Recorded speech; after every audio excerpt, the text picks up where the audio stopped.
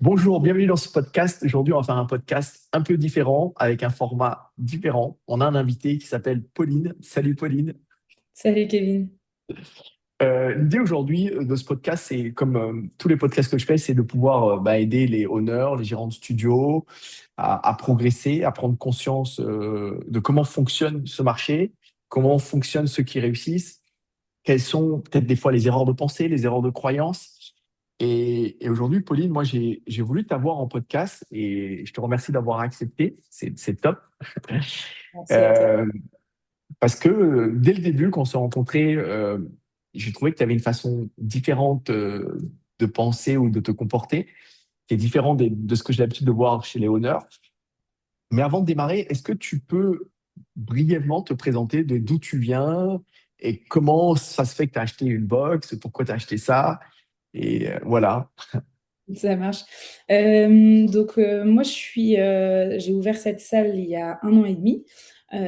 Alors, j'ai racheté le matériel d'une salle qui fermait, mais sinon, j'ai créé de A à Z les travaux, la salle, enfin, rien n'existait. Et je suis issue avant ça j'ai géré une franchise Carrefour. J'ai fait ça pendant un peu plus de 2 ans. Je suis issue de la grande distrib, voilà, un domaine un peu différent de tout ça. Ce qui fait qu'aujourd'hui, j'ai l'aspect, voilà, je suis vraiment sur une gestion d'entreprise. C'est ça qui m'a poussée à prendre ton accompagnement assez rapidement, là où je sais, pour en avoir discuté avec certains, souvent on attend d'avoir fait beaucoup, beaucoup d'erreurs avant de se lancer. Et du coup, moi, j'ai vu la chose à l'envers. Je me suis dit, je veux le faire avant d'avoir fait des erreurs pour gagner du temps et être rentable le plus vite possible. Donc, Intéressant. ouais, dis-moi. Juste qu'on prend la chronologie. Donc, tu étais dans Carrefour, tu as ouvert ce club parce que tu faisais du CrossFit ou tu aimais cette Ouais, activité? c'est ça, ouais. En fait, moi, je pratiquais le CrossFit depuis pendant le Covid. J'ai démarré juste avant le Covid, donc en 2019, et j'ai lancé après ça ma société pour gérer un Carrefour. Donc voilà, j'avais la passion pro de l'entrepreneuriat du côté gestion de business, la passion perso du sport, et j'ai pu créer les deux. Enfin, c'est vraiment moi qui ai provoqué les choses. Pour le coup, ça c'est pas, enfin, c'était pas prévu comme ça, mais voilà, j'ai préféré stopper la grande distrib pour tout. Ça m'a apporté vraiment beaucoup de choses très positives, mais à la fois, il y a aussi d'autres côtés qui sont un peu moins positifs. Et aujourd'hui, j'ai la chance dans ce business-là, dans ma salle, c'est que ce soit mon business. Je le fais comme je veux de A à Z. Et ça, c'est quand même plus plaisant de bosser que pour soi quand on se lève le matin. C'est aussi une plus grosse prise de risque, mais bon, c'est ça qu'on aime dans l'entrepreneuriat. Donc, tu décides de racheter le matériel, donc tu ouvres ton club pour qu'on comprenne Ouais, vraiment l'histoire. Donc, tu es gérante, tu as, ouais. mis ton argent et tu as investi ton temps, ton argent, enfin, comme tous les honneurs. Et euh, tu décides de faire appel à moi combien de temps après?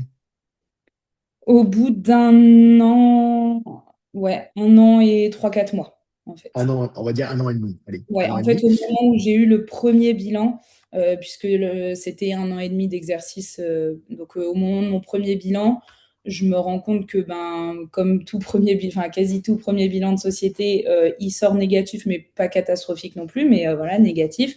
Mais comme j'ai pas envie que ça reste comme ça et que je veux que, voilà, au lieu de juste réussir à remonter tranquillement, je veux vraiment passer une étape, quoi. Donc c'est pour ça que j'ai franchi le pas. Alors, pour le début quand même de la société, comme j'ai racheté le matériel, j'ai aussi un petit peu racheté la clientèle de cette salle-là, qui était vraiment pas loin de là où j'ai lancé ma salle actuelle. Donc voilà, j'ai eu quand même à peu près 60-70 clients pour lancer ma société. Donc je partais avec ça déjà de base, quoi. Partais avec ça au départ. OK. Et quand tu as démarré, aujourd'hui, à la fin de la première année, tu fais un bilan négatif. Et euh, quel était ton constat? Est-ce que tu as constaté que tu avais fait des problèmes, que tu avais des problèmes que tu ne savais pas résoudre, qu'il y avait une façon de penser? C'était quoi on sait que le bilan n'était pas catastrophique, mais pas positif. Mais qu'est-ce que tu constates au bout d'un an, toi, en termes de difficultés? Alors, je pense que j'avais deux choses. Je constatais que j'avais un peu la chance, entre guillemets, par mon parcours, avoir déjà instauré pas mal de choses niveau vente. En fait, clairement, ça reste de la vente. C'est des clients qui viennent acheter. Donc, j'ai cette vision-là que certaines fois, les honneurs ont pas trop et sont plus là pour entraîner. Mais par contre, à côté de ça, je voyais bien que j'avais énormément de demandes. Au bout d'un an, c'était bien au-dessus des prévisions que j'avais fait en termes de nombre d'abonnés. Et pour autant, c'était bien en dessous des chiffres que j'aurais espérés.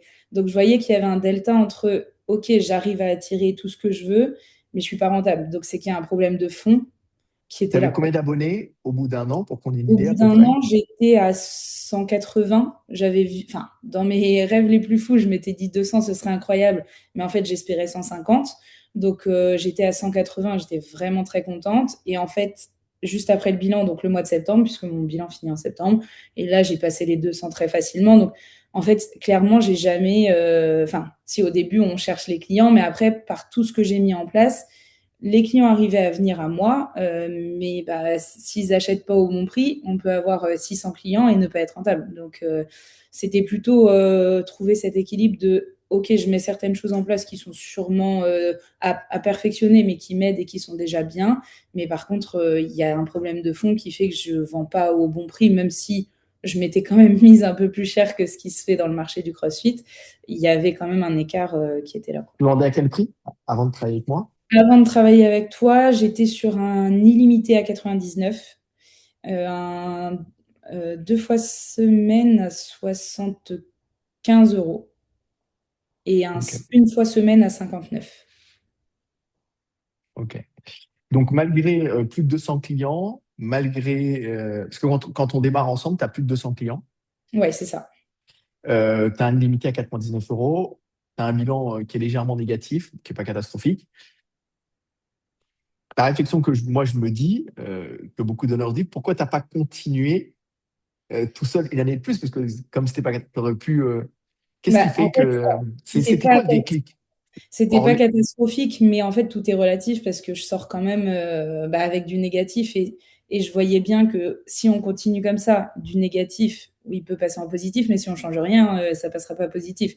Plus de clients sans changer les prix veut dire plus de cours, plus de coachs à payer, donc plus de charges. Donc en fait, on ne résout pas le problème.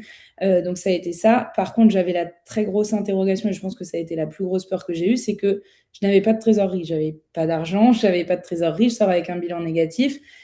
Et en fait, ce qui est complètement, ça peut être vu comme une folie, mais je me dis, je vais investir de l'argent pour me faire accompagner. Mais j'ai pas cet argent-là, donc c'était un peu un truc où justement j'ai eu beaucoup d'interrogations. C'est là où j'ai contacté Gaëtan que tu as pu accompagner avant pour lui dire, bah voilà ma situation, je n'ai pas de quoi investir, mais j'ai envie d'investir parce que je sais que c'est pas une dépense.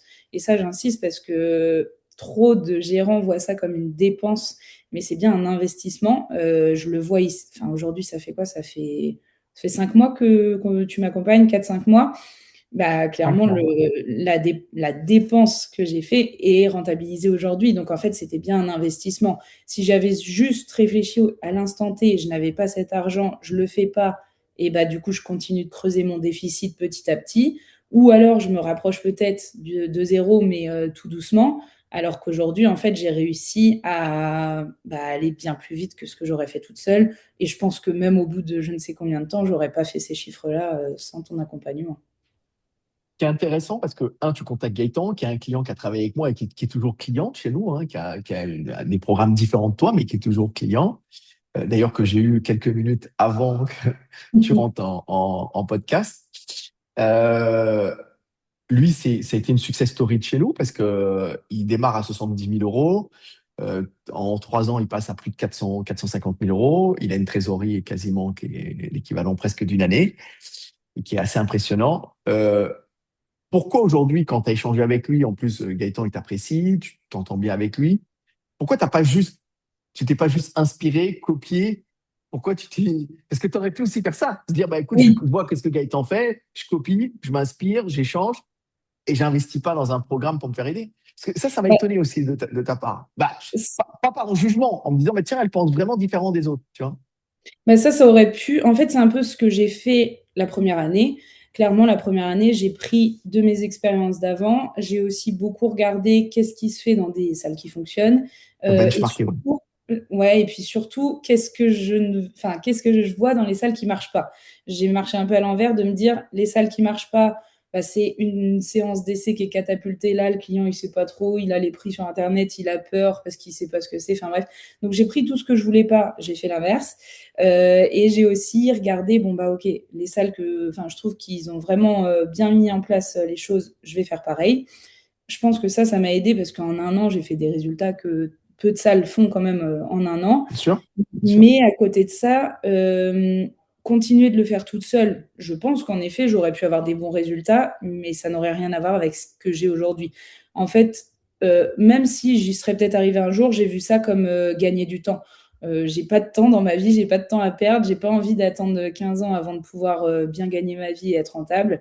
Donc, au plus je gagne de temps et au plus je gagne d'argent. Donc, j'ai voulu accélérer les choses et pas vouloir copier ce qui est fait ailleurs, parce qu'en fait, une salle n'est pas une autre.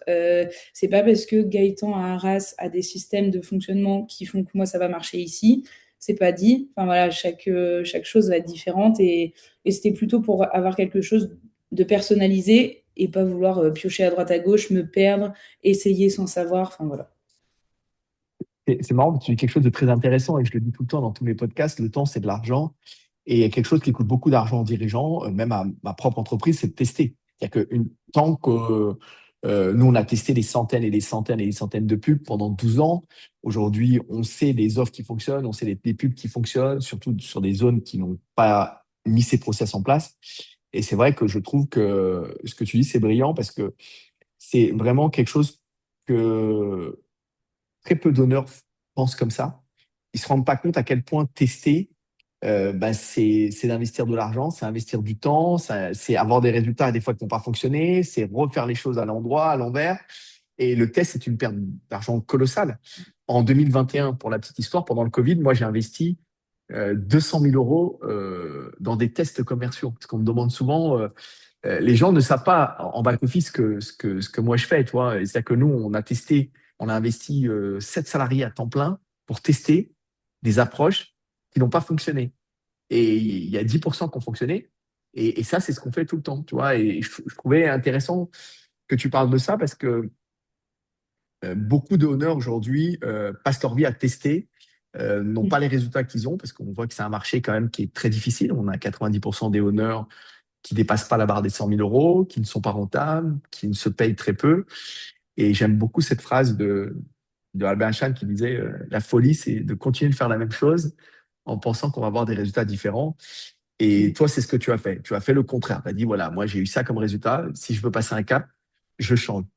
Est-ce qu'il y a eu, dans le fait de se dire, je veux passer un cap, parce que il y a aussi, j'ai senti chez toi une décision. J'ai l'impression mais je voudrais que tu me le dises. J'ai senti quand tu m'as contacté qu'il y avait une décision de réussir. Ouais, Comme ouais. si tu m'as appelé en me disant, j'ai décidé de réussir. Maintenant, donne-moi l'outil, donne-moi la boîte à outils, aide-moi à la mettre en place. Qu'est-ce qui a été le déclic? Comment cette décision elle est venue? Bah, il y a deux choses. Il y a le fait, de par mon parcours, donc pendant ces un peu plus de 2 ans chez Carrefour, j'ai d'abord très bien réussi et des choses internes à Carrefour ont fait que j'ai perdu tout ce que j'ai gagné. Donc je sors au bout d'un peu plus de 2 ans et demi de franchise à clairement pour faire un petit tableau rapide, bosser 24 sur 24, 7 sur 7, qu'on parte en vacances ou pas, la nuit on est réveillé. Enfin, un mode de vie où 2 ans et demi, j'ai l'impression d'avoir perdu 15 ans de vie tellement c'est prenant, même si je regrette pas du tout. Mais tout ça pour au final gagner 0 euros. Vraiment, c'est pas une façon de parler. Je suis ressortie avec ce que j'avais misé, donc j'ai vraiment rien gagné en termes d'argent, même si c'était formateur.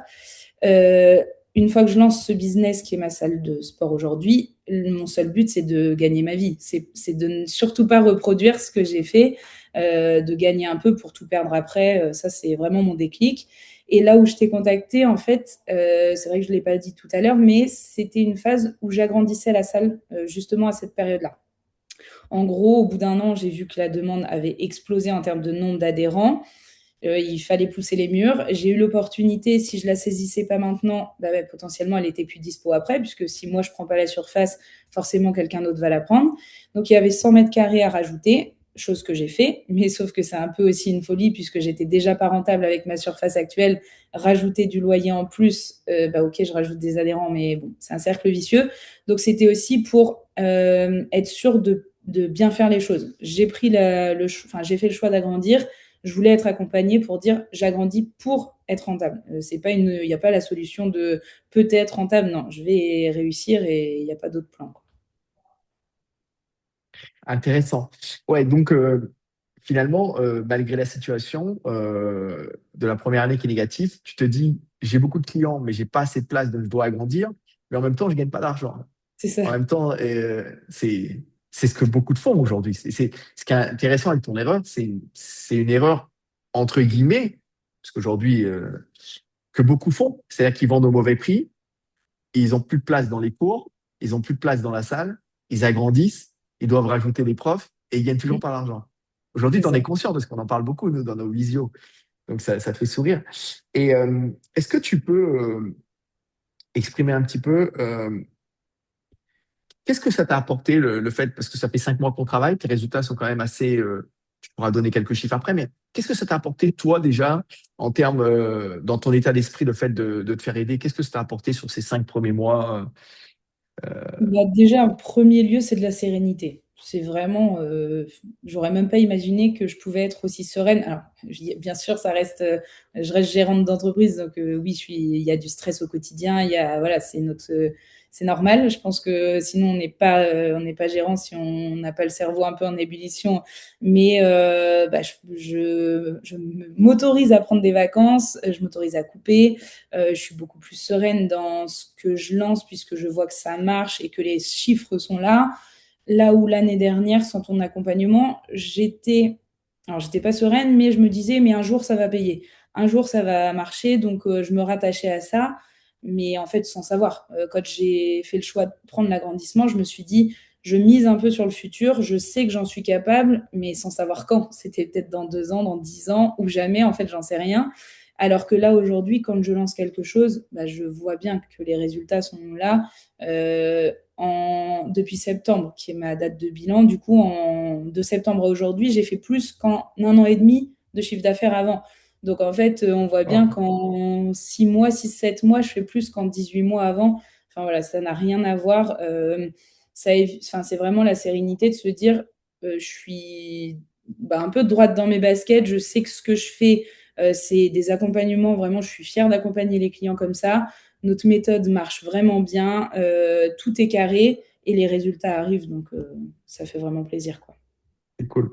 Tu sais, il y a quelques jours, il y a un client qui m'a contacté pour me demander de l'aider sur ses pubs, Meta, etc. Bon, il a travaillé avec plein de confrères à moi. Voilà, aujourd'hui, il arrive à un plafond de verre où il n'y arrive pas. Et puis, ben, je lui expliquais que nous, on faisait des pubs qui généraient un certain nombre de contrats. Parce que les gens n'y croient pas. C'est-à-dire que la plupart des honneurs font des pubs, ça génère 4, 5, 6, 7 contrats, ça génère pas de vente. Des fois, ils ont autant de sorties que d'entrées. Parce que tu as quand même des résultats quand même qui sont très marquants et inspirants, mais tu bosses, attention, hein, je vois chez toi une vraie bosseuse, comme j'ai vu chez Gaëtan. Gaëtan est très, très humble, mais c'est un vrai bosseur, c'est ce qui lui a permis d'avoir des résultats. C'est quelque chose que je vois beaucoup chez toi. Est-ce que tu peux dire un petit peu, par exemple, la première pub qu'on a fait, combien de ventes ça a généré? Parce que ça, c'est quelque chose où le marché n'y croit pas du tout. Tu vois, Ouais. j'ai passé 12 minutes en audio avec ce gars. À la fin, ils refusent de croire. Parce que si tu veux, parce que pour eux, c'est pas possible qu'une pub fasse 40 contrats, 30 contrats, chez Cédric, 60 contrats, une pub. Donc, est-ce que Mm. tu peux dire, toi, dans ton histoire à toi, la première pub, elle a généré peut-être combien de contrats? Bah, Parce que les. alors la même pub a duré plusieurs mois, donc en fait, elle en a généré, je pense quasiment une centaine. Mais en fait, rien qu'au mois de janvier, je fais 60 nouveaux clients grâce à la pub. Ok, on va dire oui, mais c'est janvier, c'est un gros mois, les gens se lancent et puis ils arrêtent. Clairement, je touche du bois, j'ai pas d'arrêt et en fait, je suis sereine là-dedans parce que c'est pas la politique. Enfin, les gens viennent pas signer, on les force pas à signer pour qu'ils arrêtent au bout d'un mois. Ils sont convaincus de la méthode et ils voient bien les résultats. En décembre, qui est un mois creux, là où j'ai démarré avec toi, je me suis dit, bah, finalement, c'est creux. on lance la pub sans trop y croire. Bon, on verra bien, ça va être un peu mou, entre guillemets, mais je fais quand même plus de 40 contrats. En fait, la demande, elle est impressionnante. Vraiment, on a lancé la pub, je me souviens, on l'a lancé le jour où je suis venue sur Dijon. Mon téléphone n'a fait que sonner au retour, que des prospects, des messages et des messages du formulaire rempli par la pub. Par contre, c'est vrai que si on m'en avait parlé avant de démarrer avec toi, je me serais dit 60 contrats, non, c'est du pipeau, ou en tout cas, c'est des gens qui vont pas payer, qui vont pas rester. Et c'est réel, on croit tous ça, mais par contre, les résultats parlent. En janvier, du coup, plus de 60 nouveaux adhérents. Février, un peu plus creux. Mars, finalement, enfin, et février, creux, je fais quand même 30 nouveaux contrats. Donc, c'est creux selon mon point de vue parce que je compare à janvier, mais je fais quand même un contrat par jour au final. Mars, j'en fais 43. Là, avril, je suis partie pour faire le même chiffre qu'en janvier, alors que janvier, c'est quand même le plus gros mois de l'année pour toutes les salles, avec septembre. Donc, ouais, c'est vraiment, sans l'avoir testé, on n'y croit pas, mais vraiment, la pub est impressionnante. C'est intéressant ce que tu dis parce que après cette discussion avec cette personne que j'ai eue il y a quelques jours en audio, je lui ai dit qu'on faisait des pubs qui généraient 80 contrats. Et quand je lui ai dit ça, la discussion s'est arrêtée. Il a arrêté de discuter avec moi en disant bah, c'est un mytho, tu vois. Et je te jure, la discussion s'est arrêtée. C'est un truc de dingue. Et là, tu dis que la première pub qu'on a lancée, qui a duré 3 mois, en décembre, elle a fait 40 ventes. En Mm. décembre 2025, on est bien d'accord, hein, c'est Oui, pas ouais, en 1996. Parce que les gens, ils pourraient dire, elle date de quand cette vidéo, ce podcast? Donc, tu fais 40 contrats en décembre, 60 en janvier et 30 en février. Donc, une pub a généré 100 contrats pour un budget qui a été dépensé à peu près de combien? 600, 800, combien par mois? ouais, 600. 600. Donc, pour 1800 euros, tu fais 130 contrats. Donc, Ouais, c'est ça. 600 euros fois 3 mois, donc 1800 euros, 130 contrats, une seule pub. Donc, ça veut dire, tu as tourné une vidéo qui a duré 3 minutes. Ouais, Et oui. après, nous, on l'a montée, on l'a sous-titrée, on l'a paramétré, c'est ça? C'est ça, Ouais. exactement. Et là où les gens, enfin moi je sais pour en parler avec d'autres honneurs, ceux qui écoutent vont peut-être dire ouais mais 1800 euros, enfin c'est gigantesque. Moi j'ai pas 1800 euros, mais sauf qu'il faut voir aussi que les 130 clients partent sur un an d'abonnement. Donc même si je pars sur mon mois, enfin mon abonnement le moins cher, ils vont me rapporter plus de 110 000 euros à l'année. Donc en fait la pub elle est largement payée. Il faut vraiment que enfin, ceux qui ont un peu de mal à avoir des résultats euh, ne voient plus les choses comme des dépenses. Là, l'histoire des 1800 euros de pub, voyez plutôt ce que ça peut rapporter en chiffres. Un client qui signe, c'est pas juste, je sais pas si on est à 90 euros par mois, il rapportera pas juste 90 euros. Il va rapporter 90 euros fois 12. Donc en fait, enfin voilà, c'est Plus la vraiment moitié des gens vont renouveler. voilà, c'est ça, Plus ils vont plus ce renouveler. qui va être renouvelé derrière. Donc, c'est vraiment le cumul qu'il faut voir et pas juste la dépense à l'instant T. Ah oui, mais un client me rapporte X par mois. Non, on voit un business à l'année et pas juste au mensuel, quoi. Ouais. Et ça, c'est quelque chose que je t'ai dit aussi. Aujourd'hui, dans le secteur des studios, des box, du fitness, vous avez la chance dans votre marché. Je dis votre parce que moi, je suis dans le marché du conseil, de la formation, de l'accompagnement, du process. C'est-à-dire que moi, mes pubs ne coûtent pas le même prix. Mais par contre, toi, tu le vois, c'est incroyable parce que moi, j'ai des copains dans plein de secteurs différents qui font de la pub sur Insta, Facebook. Ils ont des coûts énormes. Et aujourd'hui, la chance que le marché du fitness, des box, des studios ont, c'est qu'aujourd'hui, les pubs fonctionnent et extrêmement rentables. Parce que là, on parle quand même de 130 contrats. Si on a un panier moyen, ne serait-ce que de 1000 euros, ça fait 130 000 euros, en Ouais, sachant que la moitié va renouveler. C'est les stats qu'on voit dans partout. Ça veut dire que tu as 65 000 euros qui va renouveler. Donc, c'est-à-dire que la pub, elle n'a pas généré 130 000, elle a géré 130 plus la moitié. Ce qui veut ouais, dire que quasiment 190 000 euros, pour mm. 1800 euros. Donc, c'est extraordinaire. Et bah, je rappelle toujours cette discussion, les discussions que j'ai des fois avec les gars, mais je vous raconte pas, vous êtes vous faites partie des membres, mais donc je vous saoule pas avec les discussions que j'ai des fois avec des prospects, mais ça m'aide aussi, moi, à faire des podcasts parce que ça me permet de les aider. Parce que des fois, les gars comme ça, ils reviennent 6 mois. Et pour parler ne serait-ce que de l'histoire de Gaëtan, que tu connais, et qui a une histoire incroyable, il m'a quand même appelé, il a quand même fait 4 rendez-vous avec nous, contrairement à toi. Ça a duré 7 mois avant qu'il travaille avec moi. Et à chaque fois, il disait non, j'y crois pas. Mais Gaëtan, tu vois, qui a fait des vidéos de témoignages incroyables. Euh, Au niveau de la pub, donc tu dis, on lance la pub. Et c'était le 9 décembre, je crois qu'on avait fait le consulting. Il y avait Ouais, Romain et toi dans les ouais, bureaux. Et donc, tu es venu dans les bureaux. Donc, tes bureaux, ils existent, hein, ils sont bien à Dijon. Parce que... non, ouais. non, je te jure, quand tu fais le boulot de conseil, j'ai l'impression que tu as besoin de tout prouver aux gens parce que les gens ne croient jamais. Est-ce que tu es bienvenu dans les bureaux? Ouais, non. Oui. Et quand tu dis que tu es parti et que ça a été instantané, tu peux dire comment c'est passé. Donc, on lance la pub et tout de suite, qu'est-ce qui se passe pour toi dans le jour Derrière, qui suit? en gros, bah, c'est vraiment très bien paramétré parce que moi, j'avais aussi un peu peur de la pub qui me ramène plus de charge de travail. En gros, parce que j'avais testé de mon côté hein, de mettre des pubs. J'ai même testé là où certains honneurs mettent peut-être 50 euros de budget pub. Moi, je m'étais dit non, j'ai conscience que plus on met, plus ça nous rapporte. Donc, j'avais été jusqu'à 200 euros sur un mois. C'était une folie pour moi. J'avais des résultats, mais en fait, comme c'était pas optimisé, bah, derrière, je perdais les clients. C'était des clients qui cliquaient, mais après, ils étaient soit pas recontactés, soit, enfin, ça tombait à l'eau. Donc, en fait, finalement, un peu de la perte d'argent. Là où aujourd'hui, avec la pub que vous faites, tout est ficelé. En fait, il y a un réel chemin, il y a un parcours client qui est là. C'est un tunnel de vente, clairement. Donc, le client est sur la pub, il a un formulaire à remplir, et derrière, moi, je reçois le formulaire qui a été rempli. Le client, enfin, le prospect a la possibilité de prendre rendez-vous en ligne directement à la fin. Et ça, déjà, il y a un travail de fait énorme. Les rendez-vous tombent sans cesse toute la journée. Et du coup, ça fait que bah, déjà, j'ai pas ce travail-là à faire. Et après ça, oui, il faut recontacter les prospects qui n'ont pas forcément pris rendez-vous.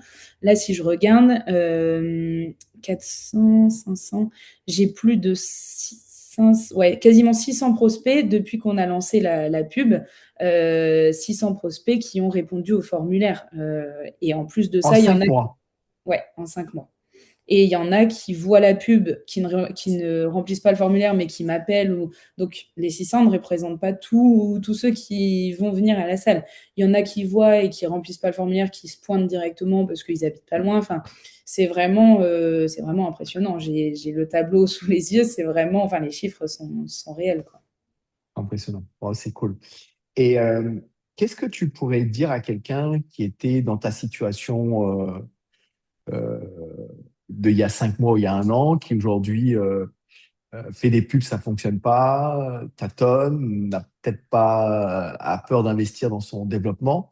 Parce que ce que je dis souvent, c'est que les gens n'investissent pas en moi, ils investissent en eux. Toi, tu n'as pas investi. Mm. Et moi, je suis un outil de développement pour toi. J'aurais pu être un iPhone, j'aurais pu être un ordinateur. Je suis quelqu'un qui parle et qui donne des process. Mais qu'est-ce que tu pourrais dire à quelqu'un aujourd'hui qui a peur aujourd'hui de se faire aider parce qu'il pense qu'il faut qu'il réussisse par lui-même?